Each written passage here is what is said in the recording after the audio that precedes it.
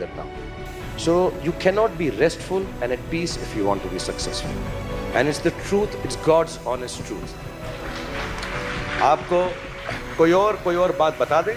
मैं आपको 2-4 बातें बताना चाहता हूँ जो जवान लोग हैं यहाँ पे कि सोना आराम हराम है. कोई ज़रूरत नहीं है सोने वोने की, खाने पीने की.